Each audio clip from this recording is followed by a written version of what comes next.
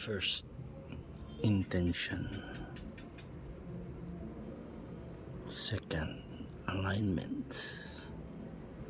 Third, that protocol. Then start the countdown.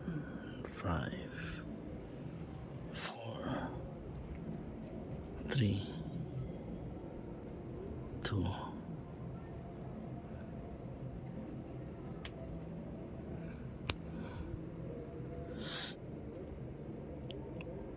1.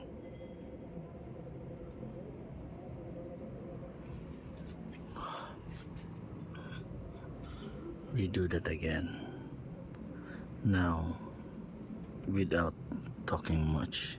5, 4, and without looking at the camera. 5, 4, 3, 2, 1.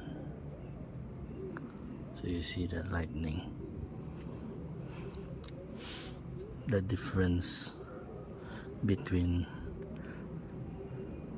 a few seconds ago and now, or yes, was that I've been looking at my phone while doing the countdown. It should only be, you look at the sky. If you look at your phone, there's too many things going on in your mind, and that would not work. Okay, thank you guys.